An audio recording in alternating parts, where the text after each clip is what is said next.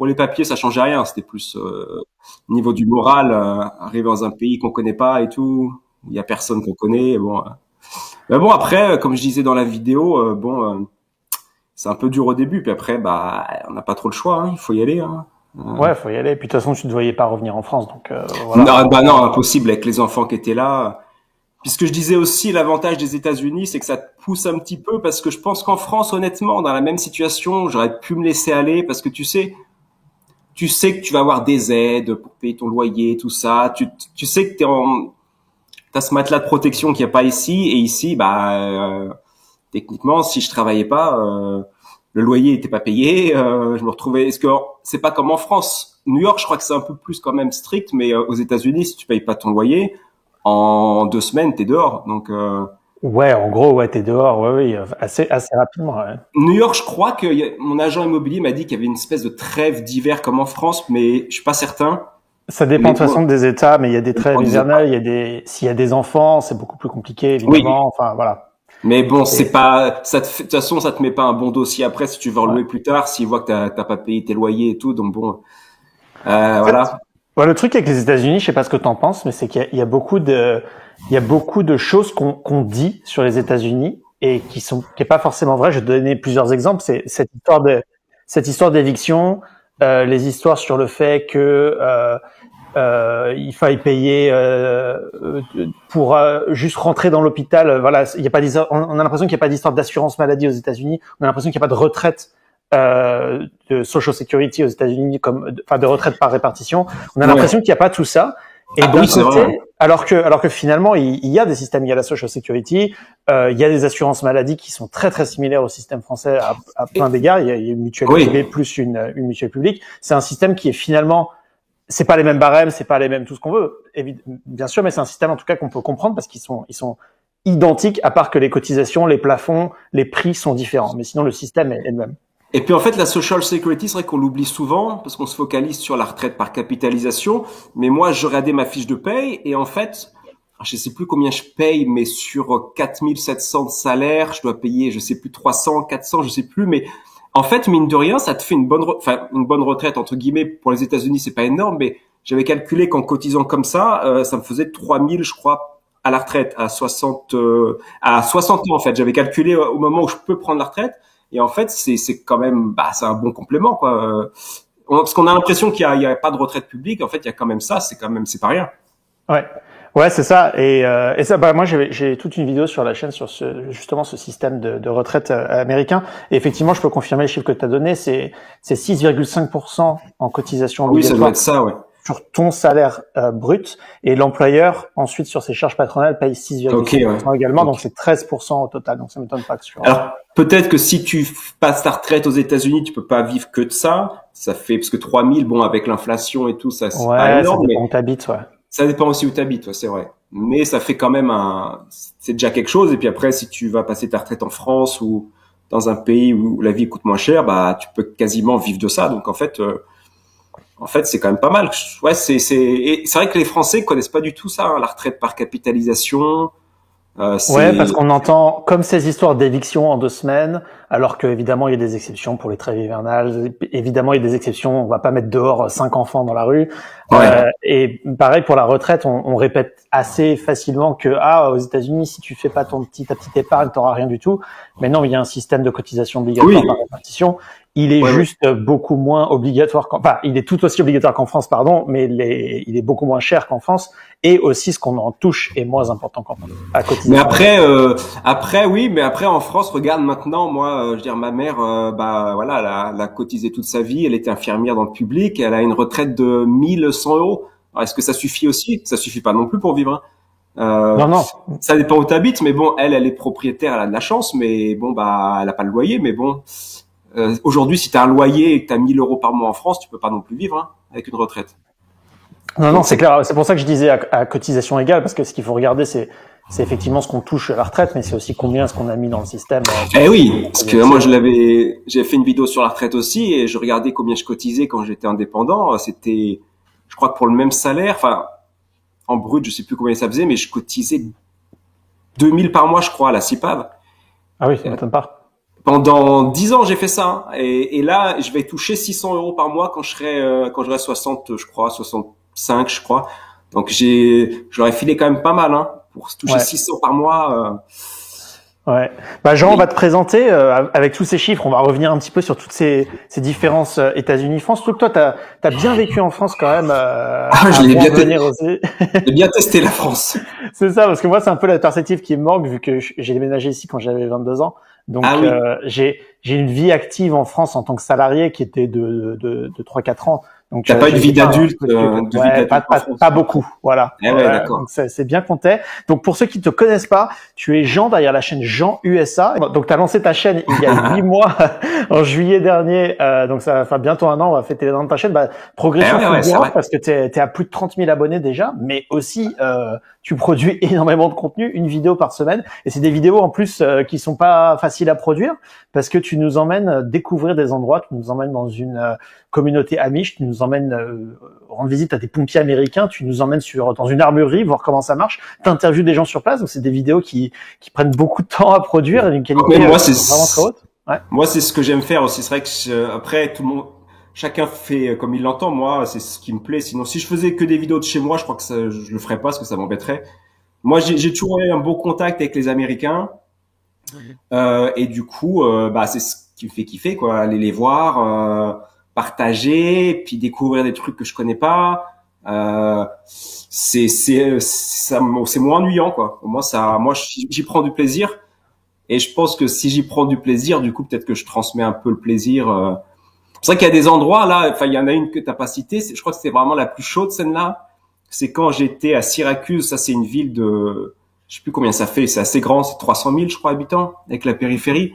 Et j'ai été dans un des quartiers les plus chauds, où ça tire tous les jours. Mais tous les jours, hein, j'avais parlé à un policier, il m'avait dit il y a 10 coups de feu par jour. Et je dois être un peu fou, je pense. Mais j'ai voulu voir un peu comment c'était. Et la première vidéo, je l'ai fait qu'en voiture, je voulais pas sortir. Ouais. Je filmais de la voiture et après, j'ai vu des mecs qui faisaient un barbecue devant une épicerie. Je me suis dit, ils ont l'air cool, je vais aller les voir. Et en fait, ils étaient super sympas. Ils m'ont fait un hamburger. Et puis après, on a fait une deuxième vidéo ensemble. On a parlé. Et je suis retourné dans le quartier. Et en fait, là, quelque chose d'intéressant par rapport à la France quand on se rend dans ce type de quartier, c'est qu'en fait, en France, bon, on va parler franchement. Hein, moi, si je vais dans une cité assez chaude à Paris ou à Marseille, je vais pas tenir très longtemps, je pense. Honnêtement, hein, je veux dire, c'est même pas ma couleur de peau, c'est que tout le monde se connaît, on verra que je suis pas du quartier, et puis voilà, on va vite me tomber dessus, je pense. Aux États-Unis, c'est pas la même mentalité parce que, en fait, le seul risque, c'est de se prendre une balle perdue, mais ceux qui traînent, qui habitent dans ces quartiers, les mecs comme moi, ils les voient, ils s'en fichent complètement. Ils les voient même pas, en fait. On est invisible. Moi, les deux mecs, moi, j'ai surtout accroché avec deux mecs qui font de la musique maintenant, qui rappent. Et donc, les deux vidéos sont sur la chaîne. Et en fait, la deuxième vidéo, j'étais dans leur quartier il y en a un qui s'est fait tirer dessus 9 fois, à la sortie d'une station essence. Il s'en est sorti. Donc là, il est parti dans la musique parce qu'il voulait plus trop. Il a vu que ça pouvait vite vriller. Et du coup, on a fait la deuxième partie de la vidéo dans son studio avec un ami à lui. Et la deuxième vidéo que j'ai fait avec eux, je la préférais parce que voilà, j'étais plus à l'aise déjà avec la caméra et tout, parce que ça faisait quelques mois que je faisais ça. Et je leur ai dit, je me suis un peu excusé de la première vidéo où je restais dans la voiture, j'étais pas à l'aise et puis j'avais plein de stéréotypes. Et je leur ai dit que j'avais un peu peur de sortir. C'est vrai que le quartier, franchement, voilà, si vous allez voir la vidéo, la première, je fais vraiment le tour du quartier. Et c'est vrai que ça donne pas envie de s'arrêter. Hein. C'est vraiment parce que les ghettos américains, c'est encore pire qu'en France. Les cités, c'est vraiment là laissé à l'abandon. T'as l'impression d'être dans un pays du tiers-monde. C'était vraiment. Ouais. Et quand je leur ai dit que je n'osais pas trop m'arrêter pour pas me faire agresser, il y en a un, il s'est mis à éclater de rire. Mais vraiment, il a eu un fou rire. Il m'a dit, mais les mecs comme toi, on les regarde même pas. Je veux dire, t'es invisible. C'est-à-dire que les embrouilles, c'est entre nous. Si quelqu'un va coucher avec la copine de l'autre, ou s'il y a un problème, je sais pas, de drogue, mais c'est comme ça que ça se règle. Mais toi, tu marches, personne va te voir. Ouais. Ça, c'est vrai que c'est une bonne différence avec la France, comme tu l'as souligné. Aux États-Unis, la violence, elle est entre gangs, elle est entre quartiers rivaux, des choses comme ça. Ouais. C'est pas du pickpocket, de vol de voiture, ouais. Mais d'ailleurs, moi, Bon, je me sens beaucoup plus en sécurité ici qu'en France, honnêtement. Alors après, ouais, évidemment, ça dépend où tu habites, parce que je suis dans une ville quand même où c'est calme, mais euh, à taille équivalente, j'habitais dans une ville de la même taille que maintenant, et c'était Manosque, c'était dans le sud-est, et je sais que je sortais de chez moi, je mettais l'alarme, je fermais la porte à clé, je fermais la barrière électrique, je m'assurais que c'était fermé, on avait des barrières partout, et ici, même taille de ville, je sors faire des courses, je ferme même pas à clé. ouais. Et ça, tu penses que c'est le risque de cambriolage spécifiquement qui est plus faible ou la criminalité en général dans la ville où tu habites? Je pense que la criminalité aux États-Unis, elle est plus ciblée dans les quartiers vraiment chauds. Et en général, ils s'aventurent pas. Moi, je sais que ils s'aventurent pas dans les autres quartiers. Alors, peut-être les distances aussi, parce que bon, on est plus loin. Et je pense peut-être aussi, là, je suis pas sûr, mais peut-être le fait que les gens sont armés ici. Et du coup, on va peut-être réfléchir à deux fois avant de rentrer dans la propriété de quelqu'un, parce qu'on va se dire peut-être qu'il a une arme et ça va mal se passer. Je sais pas, c'est peut-être aussi ça. Ouais, je pense qu'il y a un peu des deux. Il y a un peu aussi il y a certaines villes qui sont très très sévères au niveau police, Oui, aussi, justice c'est vrai que derrière, ah ouais. et où, du coup tu réfléchis à deux fois, quoi.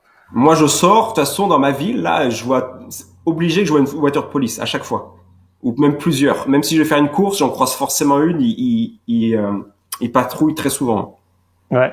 Et donc toi, tu t'es retrouvé à Syracuse dans l'État de New York, c'est parce que tes enfants étaient là-bas déjà, Alors non, c'est c'est Ithaca, c'est à 1 heure de Syracuse, et c'est parce que bah leur mère avait trouvé un travail. Il y a une fac qui s'appelle Cornell, c'est une Ivy League, c'est des facs un peu comment dire prestigieuses, enfin où c'est un peu dur de rentrer, les les meilleurs des États-Unis. Et puis c'était pendant le Covid, il y avait plein de gens qui partaient parce que je crois que le gouvernement offrait des espèces de chèques pour, je sais plus c'était quoi, mais il y a eu plein de démissions.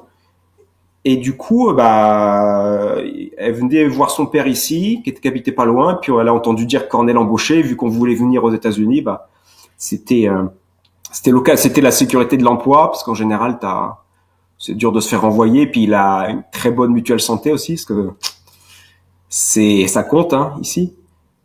Et donc voilà, c'est bon, c'est pas mon état de prédilection, on va dire, mais bon, on est aux États-Unis, c'est quand même bien. tu serais allé où toi si tu avais le choix de tous les États sans contrainte logistique? Ah bah moi, j'aime pas le froid, donc je suis mal tombé là. Ah oh. Moi honnêtement, ça aurait été, j'ai habité en Floride 1 an quand j'avais 25 ans, donc moi ça aurait été la Floride, Californie ou Texas. Franchement, D'accord, ouais. Californie, à remarque, je sais pas, parce qu'avec les prix, ça aurait été un peu chaud peut-être, mais Ouais. s'il y avait pas de limite d'argent, ou c'est les trois États qui m'auraient bien plu. Ok. Ouais, ouais, sans contrainte logistique, c'est ça. Donc, ok. Bon, tu dois rester, oui, tu restes pour les enfants, mais on va dire que dans 10, 15 ans, Ah non, je serais pas à tu vas te Ithaca retrouver dans en 10. Floride. Non, Là, ouais. il me reste 10 ans encore. La dernière, elle a 8 ans, il me reste 10 ans, et après, Voilà, tu l'envoies à la fac et tu fais bon, allez, c'est bon ah, maintenant. une fois qu'elle est partie, moi le lendemain, je suis parti aussi. Hein. À toi, c'est pina colada à Miami Ah, après. les valises seront faites. Ah non, non, non, là, c'est sûr. Non, non, je vais pas m'éterniser ici. Hein. C'est New York, c'est les États-Unis. J'aime bien, hein. Mais on paye pas mal d'impôts quand même, je trouve. Et en fait, on n'a rien en retour. Parce que la France, tu peux te plaindre. C'est vrai qu'on paye beaucoup d'impôts et tout, mais je paie rien pour la santé.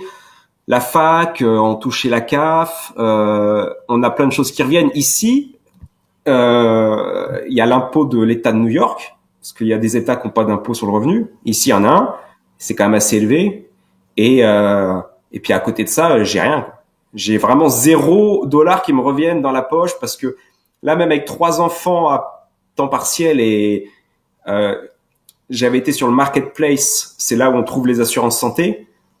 Et bah moi, tu vois, si je touchais moins de 70 000 $ par an, j'aurais eu une petite aide, mais là, je suis au-dessus, donc j'ai rien. Et je paye 750 $ par mois pour une assurance qui est merdique. Et là, tu parles de 70 000, donc 70 000 dollars, mais tu les gagnais en France, ces 70 000? Ah bah oui, en euros, ça devait être à peu près Ouais. ça, ouais. Je pense. Parce que moi, mon activité, elle a pas changé, donc c'est à peu près C'est ça. pareil. Donc en fait, ouais, t'as repris ton activité française, tu l'as transférée aux États-Unis Oh, et donc je l'ai jamais t'as arrêté. pas eu de. Oui, Je l'ai pas d'accord, ok. arrêté, Ouais. quoi. Ouais. Tout est sur Internet, c'est les services linguistiques, donc après. Parce que ça, c'est quand même un profil un peu différent parce qu'en général, quand tu vas aux États-Unis, t'as un plus haut salaire qu'en France. Toi, Eh t'avais déjà oui. un très bon salaire en France. Bah moi, j'avais le meilleur des deux mondes, parce que Oui. tout ce qui est gratuit en France avec un salaire américain. Donc du coup, Ouais, c'est ça, ouais. Donc t'étais déjà bien, ouais, c'est ça. c'était pas mal, ouais. Mais bon là, En fait, bon, ça t'a presque appauvri, en fait, d'aller aux États-Unis. alors pas vraiment parce que après je me plaignais de l'impôt ici, mais il est quand même moins élevé qu'en France. Je paye moins d'impôts qu'en France quand même. Donc au final, et j'ai l'impression que ça revient peut-être un peu au même. Et puis il y a plein de trucs que t'as pas en France non plus. Que si tu places de l'argent, tu vois, les taux d'intérêt sont plus élevés. Donc au final, ça te rapporte plus. Et puis il y a pas mal de choses comme ça où tu t'y retrouves un petit peu quoi. Tu vois, par exemple, un truc qu'il n'y a pas en France, quand je vais faire les courses, eh ben j'ai le cashback et je récupère $50 par mois comme ça. La carte de crédit, je dois récupérer $50 en cashback. Cashback, c'est quand tu dépenses et puis il te reverse de l'argent pour avoir utilisé la carte. Donc bon, t'as des petits moyens quand même de gratter un peu. D'accord. Donc au final, à salaire égal, tu dirais que finalement, ça n'a pas changé grand-chose, mais c'est juste que les postes de dépenses sont différents, quoi. Ouais, c'est ça parce qu'il y a, tu vois, même là, je vois j'y pense maintenant, mais même tout ce qui est ordures ménagères, bon bah en France, je sais plus combien c'était, mais bon, c'est sur les impôts, sur la taxe foncière, je crois qu'on paye ça. Ici, c'est à la carte en fait. Moi, soit j'ai quelqu'un qui vient tous les mois, mais c'est $15 par mois. Sinon, je prends une carte, un coupon et je vais les déposer et c'est $5 pour 5 sacs poubelles, donc ça coûte vraiment pas cher. En fait, ici, tout est un peu à la carte. On t'oblige pas à cotiser ou tout ça. C'est un peu toi qui choisis ton truc, donc tu peux choisir de payer moins ou plus, comme l'assurance santé ou la retraite. La retraite, ça fait 3 mois là que j'ai rien versé. Et puis si j'ai envie, dans 2 mois, je vais mettre $5 000. Donc c'est toi qui choisis. Donc ça, c'est pas mal, je trouve. Toi qui choisis, ouais, c'est ça. Notamment les assurances santé, voilà. T'as plus de liberté, notamment sur les assurances santé. T'as la liberté de ne pas en prendre et donc de payer à la carte chaque soin derrière. Voilà, c'est ça. Ouais. Par contre, là-dessus, oui. excuse-moi. Par contre, là-dessus, là, ouais, les assurances santé, je voudrais quand même clarifier un truc parce que ça, on le sait pas trop, mais on a l'impression que c'est le pays du capitalisme. Du coup, elles se font toutes concurrence et du coup, tu peux avoir des meilleurs prix en faisant jouer à la concurrence. Et c'est pas vrai partout parce que, en fait, ça dépend d'où t'habites. Si t'es dans une grande ville comme New York ou Philadelphie, là, elles sont pratiquement toutes présentes, les assurances. Et moi, je suis dans une petite ville de 60 000 habitants. Et en fait, quand j'ai dû choisir l'assurance, j'avais le choix qu'entre 2 assurances. Ah ouais. Donc du coup, bah elles font un peu le tarif qu'elles veulent, quoi. C'est pas. Ouais. Après, c'est vrai. Non, mais je suis complètement d'accord avec toi. Le truc, c'est que toi encore, t'as dû passer par la marketplace, qui est la plateforme d'achat entre guillemets. Enfin, j'explique pour ceux qui connaîtraient pas le système, mais quand vous êtes à votre compte, vous avez pas d'employeur pour vous donner une assurance, donc il faut aller vous assurer vous-même. Et donc il y a ce qu'on appelle la marketplace, dans lequel les assurances qui sont censées se faire concurrence, on choisit ses barèmes, on choisit son taux de remboursement en fonction de ce qui nous convient. Et là, toi, tu disais que t'en avais que 2 sur le truc. Le truc, c'est que la majorité des gens sont sur des jobs de type CDI et en fait ont presque pas le choix de leur assurance vu qu'ils vont prendre ce que leur employeur leur donne. Oui, c'est ça, ouais. Voilà.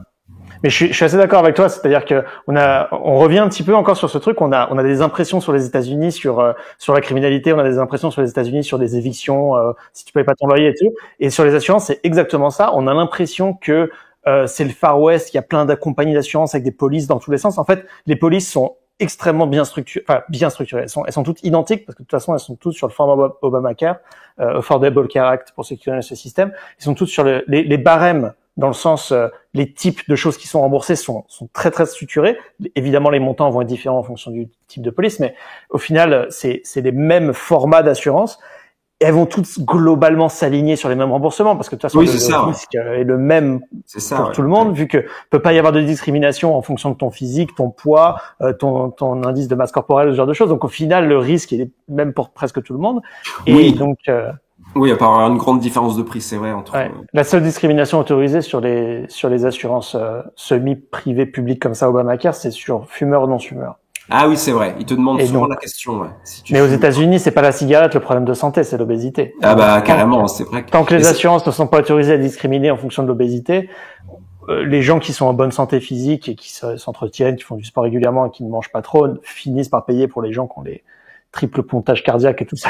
En fait, c'est vrai, c'est ce que je me disais. c'est pas pareil que le système français, mais mine de rien, tu cotises, en fait, tu payes pour les autres. En fait, c'est un peu similaire quand même, parce que bon, sauf que là, c'est privé, donc mais au final, c'est vrai que moi, je paye aussi cher peut-être parce qu'il y a des gens qui vont coûter cher à l'assurance. Et du coup, c'est privé, mais comme l'État fixe des règles du type interdiction de discriminer en fonction d'un test physique, par exemple, et ben au final, le pot commun, il est de la taille du pays, et au final, ça change rien par rapport au système français, à part que c'est géré par du privé, quoi. surtout que c'est des tarifs quand même. Moi, $750 avec une franchise de 5 500. Alors, en fait, je paye pour rien. Je crois que je leur donne 750 par mois juste pour leur faire plaisir parce que je vais jamais l'utiliser. Ah, mais je te le dis, tu payes pour tous les obèses, hein. Moi, j'ai fait le calcul un jour et je me suis dit, ok, bon, très bien. Heureusement que les impôts sont plus bas qu'en France. Ah ouais, bon après c'est une dépense professionnelle, moi là, donc bon ça fait un peu baisser les impôts, mais honnêtement là j'ai paniqué parce que j'avais plus rien à la fin de l'année, j'ai pris ça, mais dès que le contrat d'un an est fini, je vais en prendre une à $200 je crois, parce que c'est vraiment s'il m'arrive un accident de voiture et que je passe 3 mois à l'hôpital, mais même si j'ai $20 000 de franchise, je vais le faire parce que là c'est. Ouais, moi, c'est ce que j'avais fait quand j'étais à mon compte, hein. Pendant 6 mois, j'avais pris le truc minimum. Je me suis dit vraiment l'urgence qui me cloue à l'hôpital, ça va me couvrir, mais parce que si t'as pas de maladie chronique ou quoi, ben oui, avoir des remboursements de médicaments, c'est pas si incroyable non plus, quoi. Ah ouais, moi j'y vais jamais. Et puis même au pire si tu vas à l'urgent care, les petites cliniques privées là, si tu te casses un truc, bon, c'est $130 je crois pour la radio et la visite du médecin. $130, j'en paye 750 tous les mois, donc bon, C'est ça. je Ouais. préfère payer. Je me suis fait un peu avoir, j'ai l'impression, mais j'ai fait ça à la dernière minute, je paniquais un Ouais, peu. 750, ça me paraît beaucoup, mais Mais bon, tu encore, regarderas quand tu. Ouais. alors non, mais le truc c'est parce qu'on est à New York. New York est plus cher que les autres États parce que moi, en fait, c'est mon comptable, il m'avait parlé de. En fait, mon comptable, il est en Floride, il a le même plan que moi, tout pareil. Ok. Pour ça, en fait, je l'ai pris parce qu'il a le même et que lui, il a un peu le même style de vie que moi. Il est en bonne santé, il fait du sport et tout. Et lui, il paye 550 pour le même truc. Ok. Qui est peut-être un truc, ouais. De toute façon, aux États-Unis, ça on le répétera jamais assez, c'est que effectivement, ça intéresse les gens qu'on dise comment ça se passe aux États-Unis l'automobile, comment ça se passe aux États-Unis les permis de construire, comment. Mais en fait, ça dépend des États, ça dépend même des villes, des comtés. Ah bah oui, carrément. C'est impossible de généraliser sur un Non, pays comme les US. Tout est c'est différent. c'est tous des petits pays en fait. Hein. Mhm. C'est vrai que entre New York et le Texas, c'est Ouais. complètement opposé. Hein. Tu me disais au téléphone l'autre jour que Texas, ça te bottait bien. Ah oui, parce que là, je pense quand t'arrives à New York, tu prends une petite claque quand même parce que c'est les États-Unis, mais Texas, tu dois vraiment te sentir complètement dépaysé. C'est vraiment, pareil, déjà New York, tout est plus grand que la France. Et on m'a dit que Texas était encore décuplé. Donc je me dis, ça doit être un truc de fou, quoi. Et puis c'est vraiment le stéréotype, tu vois, les cow-boys. Est-ce que t'en croises souvent, toi? C'est vraiment un stéréotype des mecs avec des chapeaux de cow-boy et tout. Ah non, partout. Bah, moi, j'habite en plus un peu un peu à la campagne. Je suis à 1 heure de la grande ville.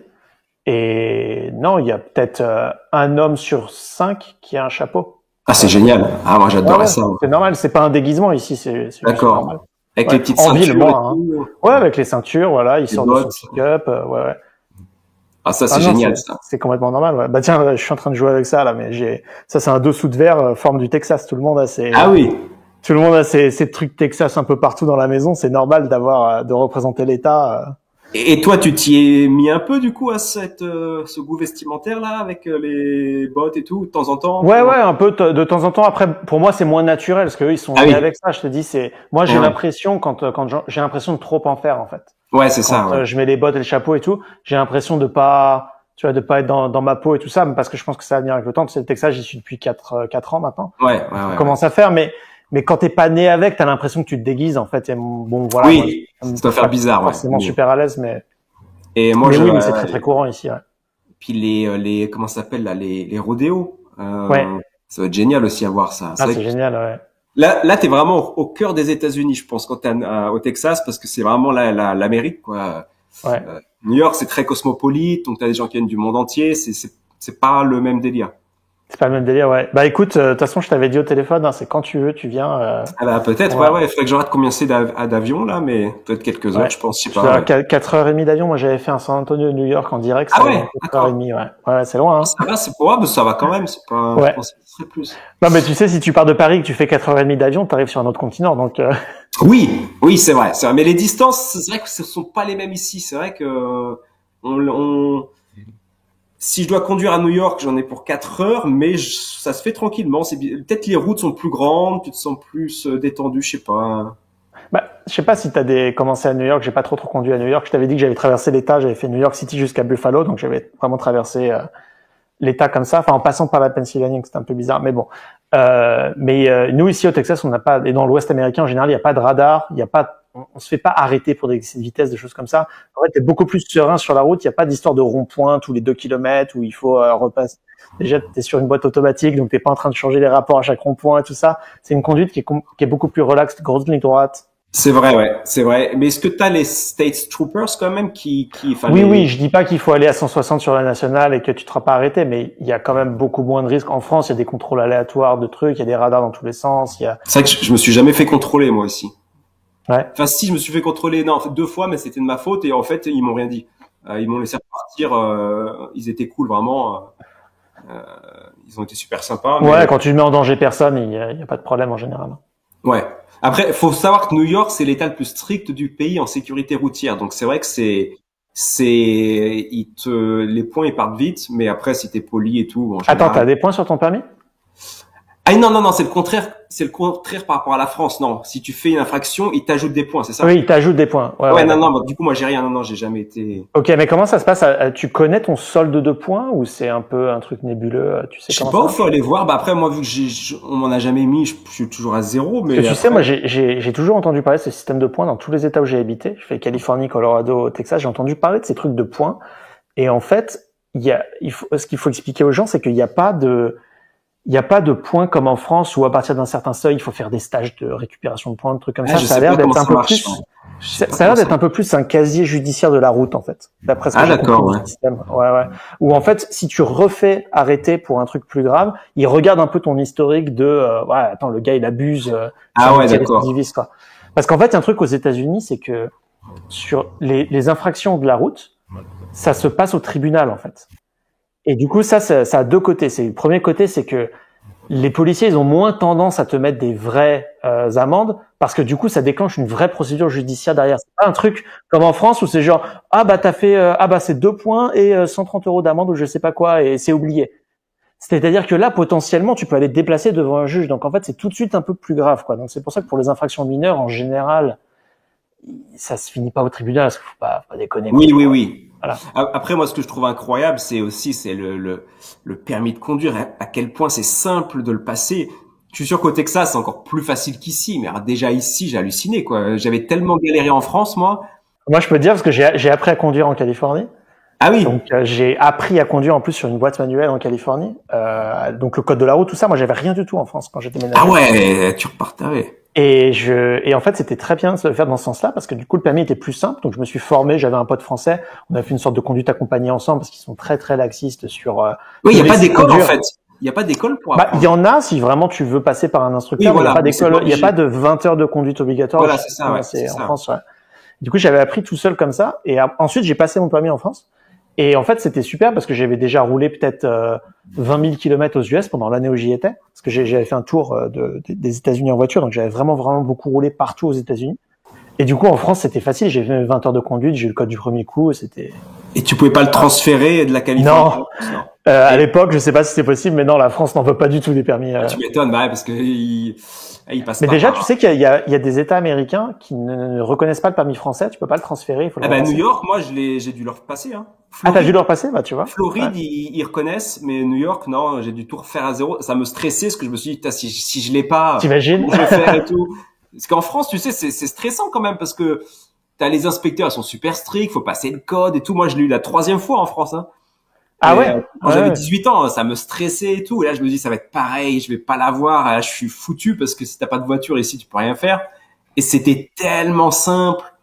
On est traumatisé de la France, mais en fait, ici, dans New York, il fallait passé le code et je l'ai fait en ligne. Hein. Tu peux le faire en ligne, le code. Alors, tu peux pas vraiment tricher. Je sais pas si tu peux tricher, mais en fait, il te filme avec ta caméra pendant que tu le fais.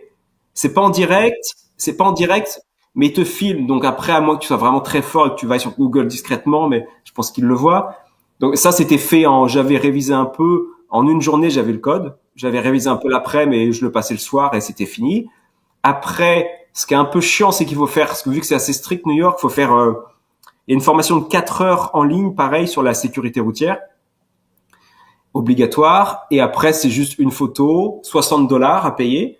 Et tu vas passer le test de conduite. Mais test de conduite, 5 minutes chrono. Elle m'a même pas emmené sur le périph'. C'était un petit tour de quartier, un petit lotissement. Elle m'a fait faire un créneau, c'était fini.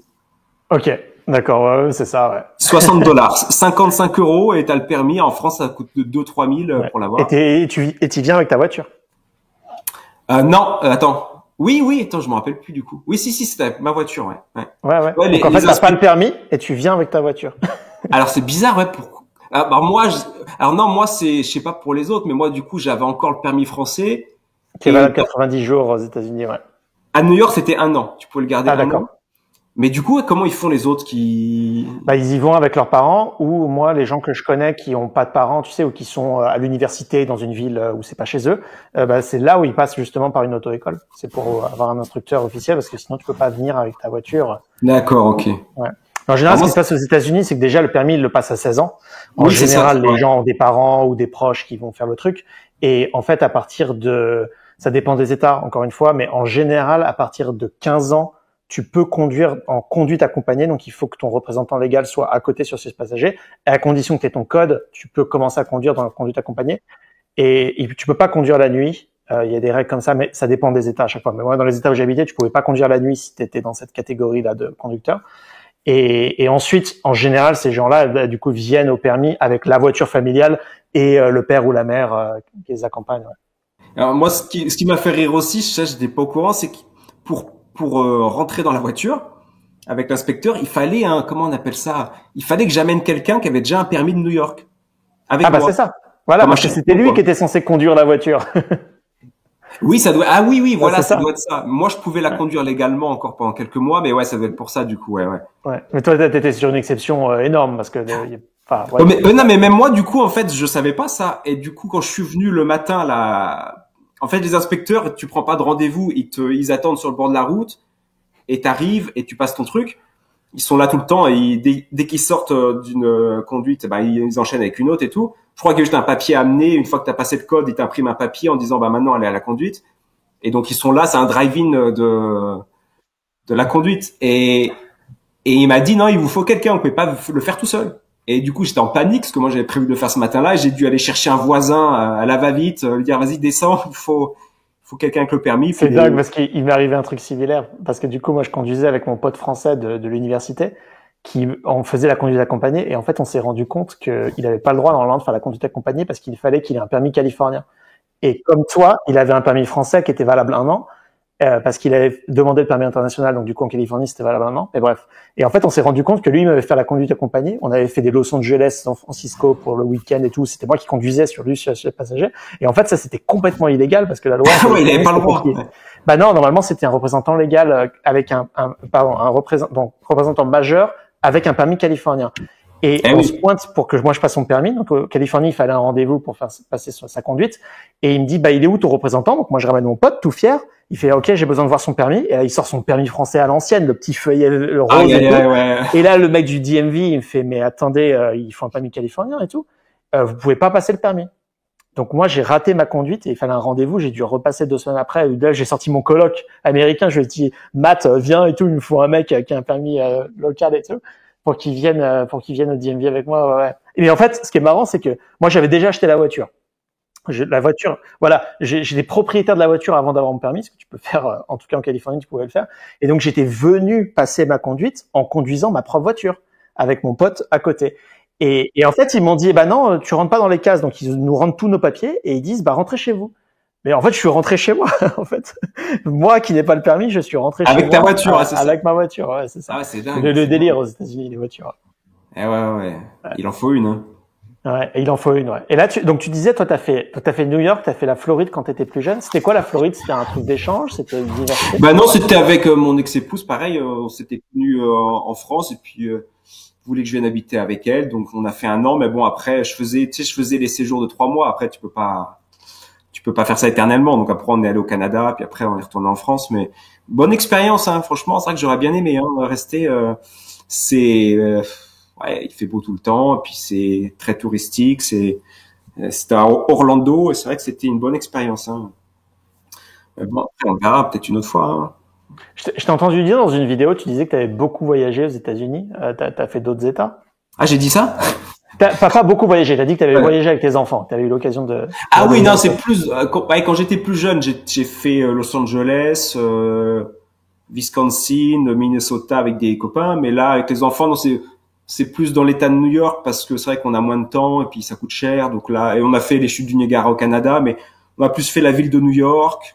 Puis après, on a fait un peu partout on s'est un peu baladé partout dans New York, quoi. Les parcs d'attractions, tous les trucs comme ça. C'est grand en fait. Hein. C'est vrai que New York, c'est super grand. Hein. C'est ça. Bon, on le répétera jamais assez. Hein. C'est comme la Les France, peut-être, distances je aux sais pas. États-Unis.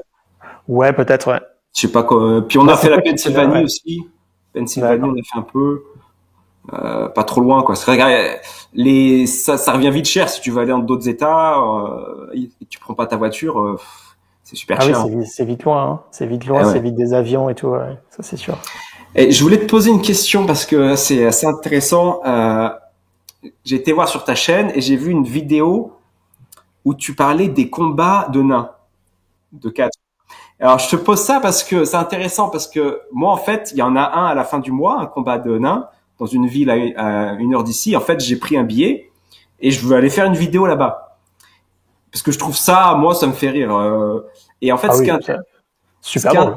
est c'est marrant. Mais ce qui est intéressant c'est que j'en ai parlé à ma mère et il paraît que t'avais mis sur la vignette de la vidéo que c'était interdit en France ça.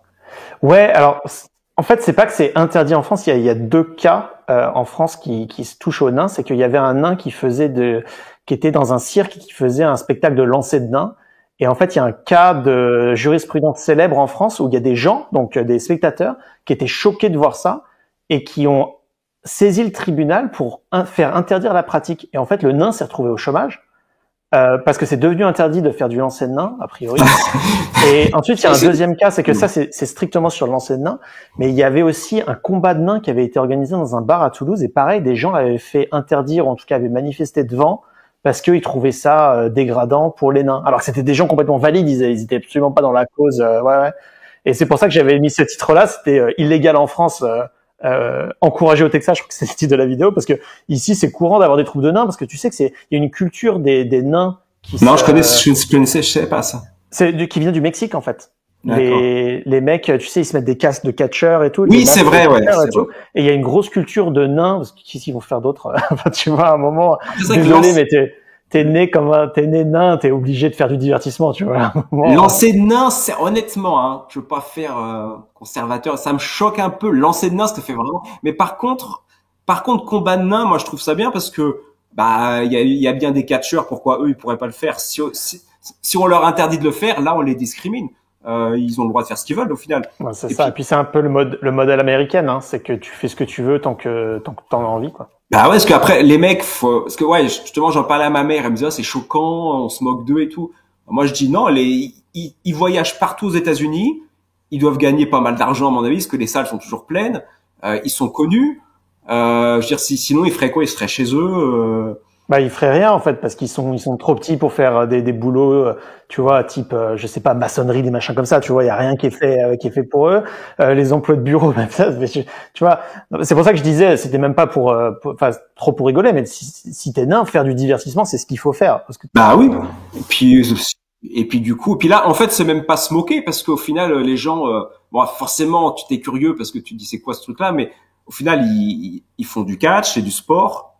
Et puis on vient voir un combat quoi. c'est ça, ouais, ouais. Bah, tu me diras, ouais, de toute façon, je regarderai la vidéo quand tu la sortiras. Il y a d'autres trucs qui m'intéressent là-dedans, c'est déjà aller voir les gens dans les commentaires. Parce que ça, c'est toujours le Oui. deuxième Bah là divertissement en tant que youtubeur, c'est de, ça va. Il y en a qui seront pas contents c'est sûr, mais bon après ça fait partie de la liberté aussi. Je veux dire, si eux, je pense pas qu'on les force à faire ça.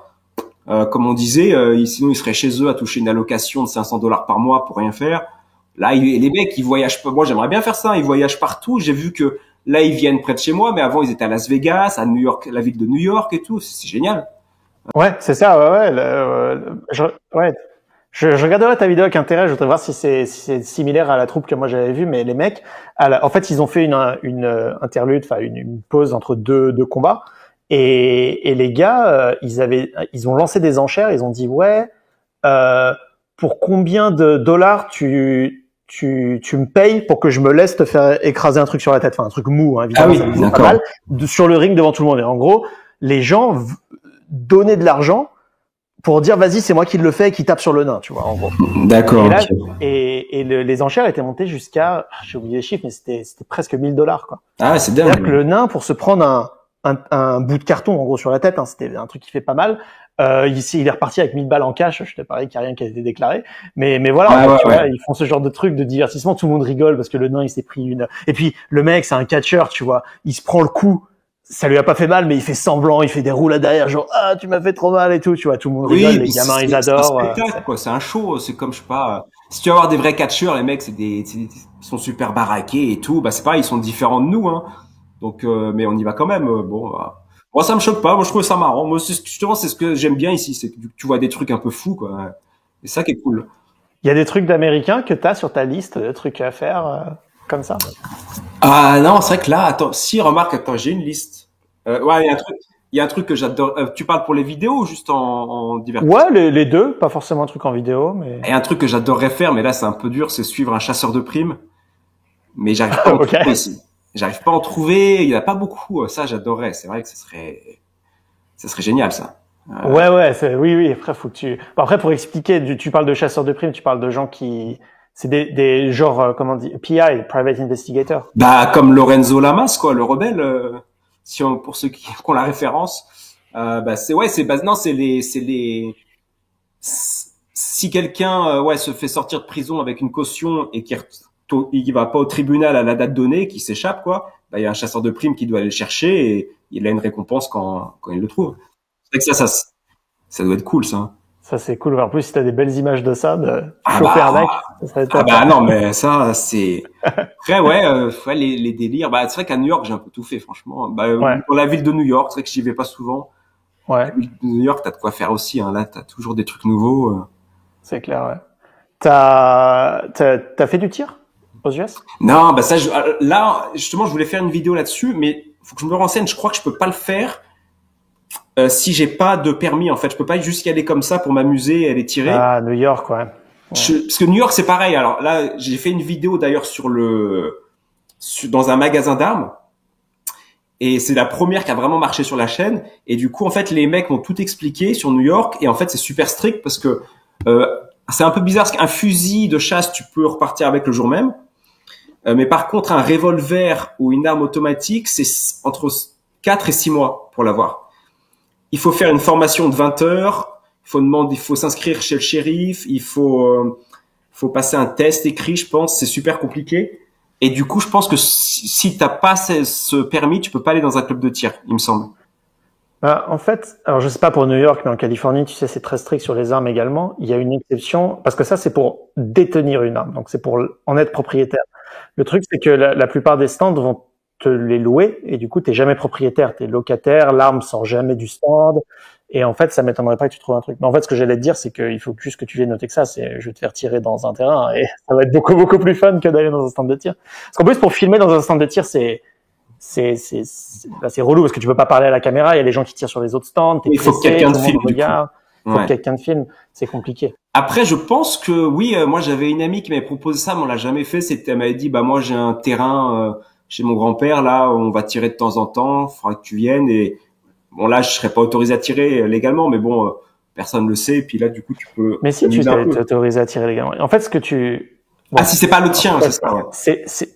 t'es pas toi le propriétaire de l'arme, en fait, c'est D'accord. ça la Ouais. clé. Ouais, D'accord. c'est Oui, ça. ok. À ce moment-là, ouais. Mais Ouais. bon, ici c'est quand même assez strict.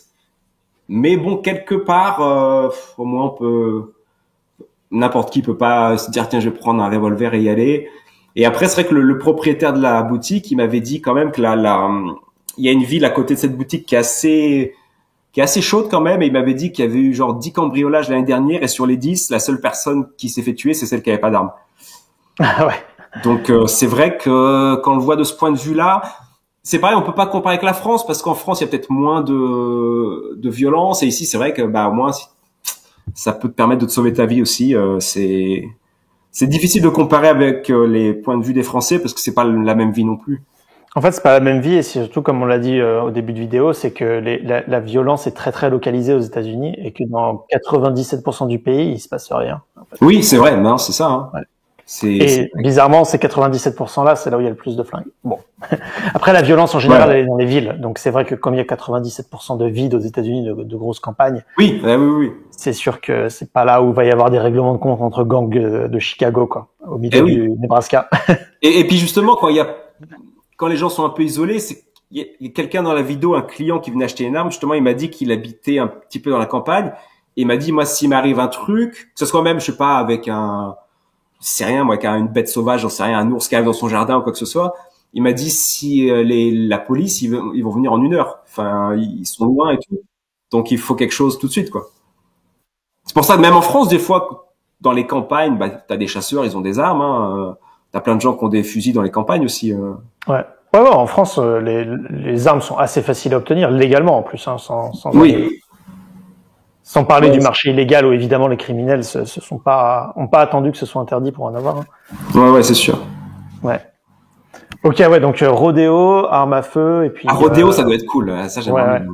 Rodéo. Bah voilà, c'est pour ça qu'il faut que tu viennes ici, là. Le rodéo et les armes à feu, il y a que ça. Bah, tu vois, c'est ce que je disais, c'est l'Amérique, le Texas, parce qu'ici, c'est vrai que, tu vois, je peux pas, rodéo, j'en verrai pas, une arme à feu, c'est plus compliqué. Ah ouais, c'est un état qui fait rêver, quoi. Tu dois vraiment te prendre une claque, à mon avis, quand t'arrives là-bas, de France déjà, mais même de New York, à mon avis, ça doit te faire bien. Mais ça qui est bien aux États-Unis, je trouve, c'est que, c'est pour ça, en fait, les Américains, on dit souvent ils voyagent pas, ils s'intéressent qu'à leur pays. Mais en fait, c'est vrai que moi, maintenant, j'ai moins le besoin d'aller à l'étranger parce que c'est vrai que t'es à New York, bah, tu vas prendre l'avion, tu vas en Floride, c'est complètement différent. Ouais. Bah, c'est ça, le pays fait la taille d'un continent. Donc, c'est comme si toi, de Paris, t'allais faire des vacances à Budapest, quoi, pour te changer les idées. Ouais, c'est pareil.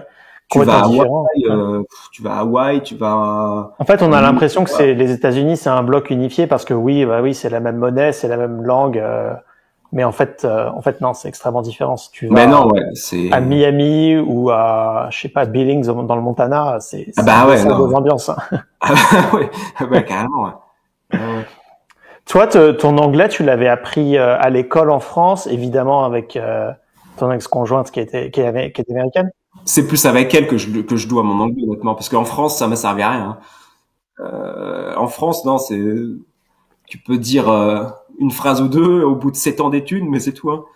Ouais. Qu'est-ce que tu donnerais comme conseil à ceux qui s'installent aux US ou alors qui ont un échange à l'université, des choses comme ça? C'est quoi pour toi franchement, ça paraît simple, mais trouver un copain, une copine américaine, hein, il y a pas mieux. Franchement, il y a pas mieux parce que là, moi, avec elle, même avant qu'on soit mariés, hein, elle parlait pas français. Du coup, on était obligé de parler en anglais 7 jours sur 7, tout le temps. Parce qu'après, franchement, les trucs, les cours en ligne et tout, c'est bien, mais tu pratiques 1 heure par semaine. L'immersion, c'est ce qu'il y a de mieux. Après, bon, j'exagère en disant faut trouver un conjoint américain et tout, mais déjà, il faut être sur place, que ce soit ici ou même en Angleterre, si on peut pas venir ici ou dans un autre pays anglophone, mais travailler, l'immersion, en fait, il y a que ça. Hein.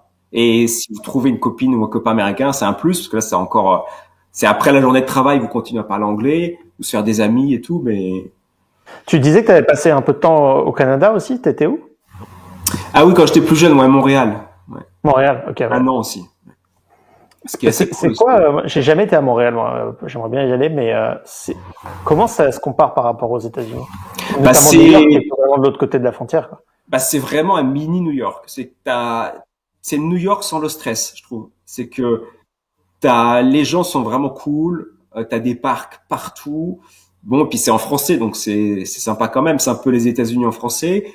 Donc en fait, pour moi, c'est un peu le milieu entre l'Europe et les États-Unis parce que t'as beaucoup d'aides sociales. Ils ont la santé gratuite. Mais en même temps, tu as un peu cette magie nord-américaine où tu vas trouver un travail en quelques jours, où t'arrives t'as quand même des salaires assez élevés, je trouve, par rapport à tous les impôts qu'ils ont. Et puis bah, Montréal, comme Toronto et tout, bah t'as le centre d'affaires avec les buildings super hauts. Toi, tu ressens un peu la puissance nord-américaine, c'est excitant et tout.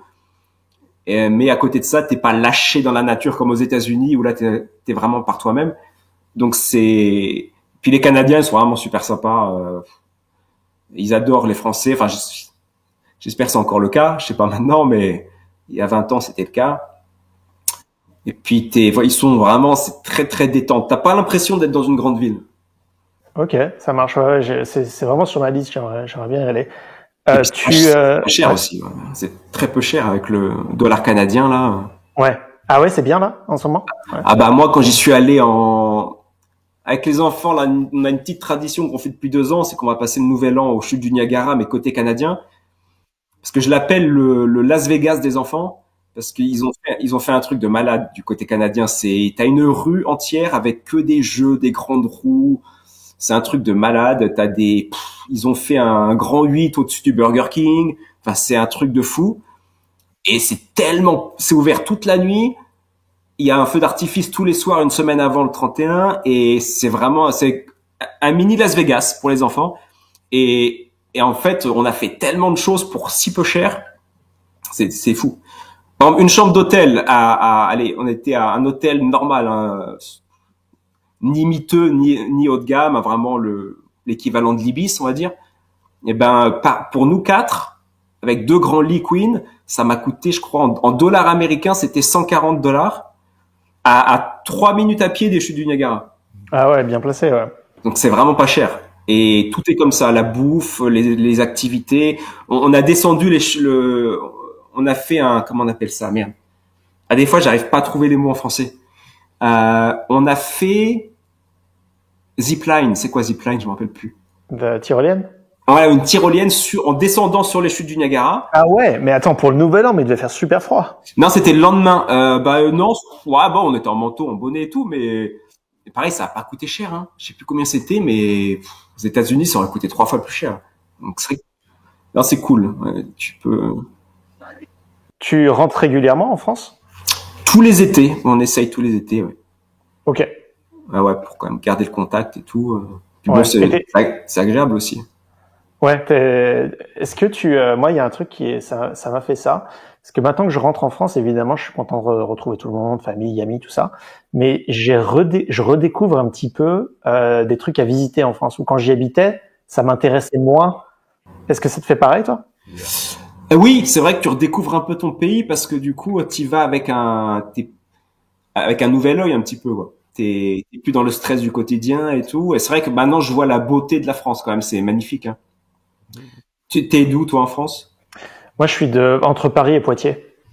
D'accord, Paris et Poitiers. J'ai vécu entre les deux, en fait. Ouais. D'accord, d'accord. Et oui, bah ça doit être joli. Ouais, je connais pas trop, mais toute l'architecture, même. De toute façon, en France, il faut chercher pour trouver un endroit qui est pas joli, quoi. Bon, évidemment, on peut aller dans des tours d'immeubles quelque part, voilà. Mais je parle d'un endroit dans la campagne française qui est pas joli. Il faut chercher, quand même. C'est un très très beau pays, ouais. Et puis c'est vrai que après être ici, parce que bon, on dit que c'est super aux États-Unis, tout est pas génial non plus. Et moi, quand je reviens, c'est vrai que la nourriture, ça manque, hein, la bonne nourriture. Déjà, c'est beaucoup moins cher en France. Et puis ici, pour bien manger, enfin, quand je dis bien manger, c'est qualitatif et aussi au niveau santé. Tu peux trouver, hein, mais c'est vrai que c'est pas les mêmes tarifs. En France, c'est plus cher. C'est vrai que si t'aimes bien le fromage, le pain et tout, bah tu vas pas le trouver ici, hein. Ou ça va te coûter. Ah, c'est ça, oui. Si tu cherches du saucisson et des baguettes, oui, ça va être compliqué. Ouais. Bah tu peux le trouver, mais oui. moi j'ai une super boulangerie dans ma ville là, mais la baguette elle est à $5. Donc ouais. C'est des Français? Non, c'est des Américains, mais moi je suis dans une ville très bobo. Ouais. C'est pour ça que j'aime bien aller à Syracuse parce que ça me gonfle un peu à la fin, mais c'est super bobo. T'as l'impression qu'il y a que des bobos parisiens partout, mais en américain, version américaine. Et du coup, ils ont fait ça, ils veulent pas s'agrandir parce qu'ils veulent pas travailler beaucoup. La boulangerie, elle est ouverte que du mardi au vendredi, pour te dire. Ouais. De 11h à 18h. Donc là, on est horaire française. Mais, mais du coup, non, c'est incroyable ce qu'ils font. C'est limite meilleur que certaines boulangeries en France. Ouais, d'accord. Donc Bah, c'est, ils ont intérêt quand même parce que 5 dollars la baguette, même pour les États-Unis, ça commence à être un peu. ah, c'est ce que je me Assez, demandais, quoi. mais après je me dis bon, le coût de la vie, genre, il est 3 fois supérieur. La baguette en France, je sais pas, elle est à 1 euro, non, un truc comme ça. Non, ouais. Après la baguette, le truc en France, c'est que c'est un symbole social, c'est-à-dire qu'elle suit pas l'inflation vu que c'est Ouais, extrêmement ouais, populaire d'augmenter le prix du pain. Mais la baguette, je sais pas, en France, ça doit être entre 1 euro, 1,30 €, tu vois, suivant le type ouais. Ben, c'est tradition, vrai baguette, que. machin. Mais moi, ce qui m'a fait rire aussi, parce que j'ai testé. Moi, il y a deux supermarchés où je vais, c'est Wegmans. Je sais pas si c'est partout aux États-Unis ou si c'est que New Non, York. j'ai jamais Je entendu l'ai parler. pas. Ça doit être que New York ou peut-être l'Est. C'est vraiment le truc qualité, mais tu payes plus cher. Et les fromages français, là, tu le payes 10, 15 dollars pour un camembert ou un épeautre. Mais par contre, la bonne surprise, du coup, je les achète pas là. Mais la bonne surprise, c'est qu'à Walmart, ils ont une sélection de présidents et tu vas payer un brie ou un camembert président à 5 dollars, ce qui est pas énorme par rapport ici. C'est ça. Ouais. Si tu veux si t'es ok avec un produit industriel, tu les trouves. Hein, les marques, t'as du Boursin, t'as tu vois, si tu veux des logos, des choses que tu connais de la France, tu vas les trouver dans les supermarchés. Mais ce qui est marrant, c'est que en fait, ici, le camembert, il a aucun goût. Ouais, Parce que vu que les Américains sont pas habitués à ça, ils aimeraient pas. Et en fait, je l'ai mangé, c'est comme si je mangeais du carton, quoi. Il y a rien du tout. ouais, y a rien du tout. Mais ça, c'est fait exprès parce que sinon ils Bah aimeraient oui. pas. Après, je m'en suis douté. Le brie avait un peu plus de goût. Le brie président, mais alors le camembert, c'est vraiment comme si je mangeais du carton, quoi. Ça avait aucun goût. Non, mais ça, t'as bien fait de le souligner dans ta vidéo, là, 10 choses, 10, 10 choses qui feraient, ah, pardon, j'ai pas le titre, mais 10 choses que vous n'aimerez pas aux États-Unis ou 10 choses, voilà, qui prouvent que les États-Unis sont pas faits pour vous. C'est parce que, effectivement, si vous recherchez 50 types de fromages différents chez un fromager, si vous aimez ce gâteau spécial qui n'existe que dans le nord-ouest de la Franche-Comté, ben oui, Si vous aimez la bonne chair, comme on dit, bon bah là c'est plus compliqué. Ou alors faut cuisiner soi-même et en tout. fait, Mais ouais. Et puis, ouais, en fait, ça demande de l'adaptation. Et tu vois, moi, par exemple, ici au Texas, bah, il n'y a pas de problème d'avoir de la très bonne viande de bœuf. Et ouais. on a accès à des plats mexicains du fait que moi, j'habite à 2 heures de route du Mexique. 60% de Mexicains à San Antonio. Moi, j'adore complètement. Je suis ultra fan de la nourriture mexicaine. Ah bah oui, c'est super Je bon. me Ah ouais. surrégale. Et ça, bah, du coup, c'est le problème dans l'autre sens. C'est que si tu trouves un Mexicain ici, tu l'emmènes en France, il dit ah, señor, c'est très bon la nourriture de France, mais il n'y a pas de tortillas, tu vois. Donc oui, c'est Pareil. Ah ouais. Ah non, c'est super bon la nourriture mexicaine, la bonne nourriture mexicaine. Ah ouais, ouais non, c'est incroyable. Hein. Là, c'est vrai que t'es bien placé. Mhm. Mais après, c'est vrai que si tu vas, encore une fois, aux États-Unis, c'est énorme, il y a de tout. Si tu vas dans le Nebraska, bah oui, le terroir du Nebraska, il a ça à dire, c'est sûr, ouais. Toi, t'as de la chance à New York je pense, d'être dans un état, surtout dans une ville où il y a Cornell, tout ça, où c'est bobo, comme tu dis, c'est du fort pouvoir d'achat, tout ça, c'est que tu te retrouves, j'imagine, avec des épiceries sympas, des restos sympas. Il y a quand même un désert culinaire aux États-Unis Ah bah qui est énorme. c'est évident. Puis même ouais même les restos sympas. Je réfléchis. Après moi c'est vrai que bon je fais plus avec les enfants donc j'ai les restos d'adultes j'ai pas trop testé c'est super cher. Moi c'est plus chipoté, Panera Bread et tout. J'ai fait quelques restos quand même mais bon il y a pas quand même la qualité qu'on peut retrouver en France. Même si ça se perd en France j'ai entendu c'est aussi très industriel maintenant. Mais par contre, c'est vrai que après, si t'es ici, il faut pas non plus vouloir forcément rechercher ce que t'as en France. Faut s'acclimater.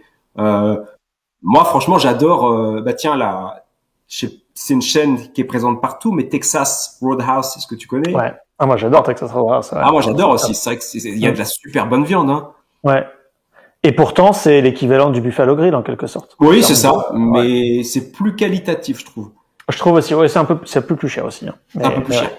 Mais c'est vrai que moi maintenant, franchement, la nourriture française, je m'en fous maintenant. Je suis content quand je rentre, voilà, d'avoir des croissants à 1 euro et tout. Ah oui. Mais au quotidien, ça me manque pas du tout. Hein. Je suis passé à autre chose. Hein. On est bien d'accord là-dessus. Bah écoute, Jean, je voulais te poser la killer question, la question qui tue. C'est une question que je réserve à mes abonnés Patreon et à mes souscripteurs YouTube. La question que je voudrais te poser, Jean, ça fait un moment, comme on a dit, que tu as vécu à la fois en France, à la fois aux États-Unis. Là, je vais te poser le scénario difficile. Tu ne peux choisir qu'un seul des deux pays. Et tes enfants viennent, il n'y a pas de problème logistique, encore une fois. Là, pour le reste de ta vie, tu ne pourras jamais visiter Ah putain, c'est l'autre. pas facile ça. Ah, Et tu franchement, peux, eh bien, il n'y a pas de problème logistique. Tu peux emmener tes enfants, t'habites dans la maison que tu veux. Enfin, voilà. Pas de. En tout cas, Jean, c'était un plaisir de te recevoir sur The American Story. bah oui, c'est Et, bien d'échanger un peu entre. et de toute façon, faudra que tu prennes un billet d'avion au Texas, un rodéo, Ah machine mais gun. je vais forcément le faire là. Je vais tout faire en même temps là. Je ferai même quand. Je sais pas si t'avais vu Ted Cruz. Tu vois Ted Cruz qui. Ouais, sénateur. Ouais. Ouais, il avait fait une vidéo qui m'avait bien fait rire. C'était avant les, je sais plus quelles élections où il avait fait cuire du bacon sur une arme en tirant. Et il disait Ah c'est comme ouais. ça qu'on fait au Texas et tout. C'était marrant cette vidéo. Ah, c'est marrant, ça va. Ça, c'est un Non truc mais bien texan.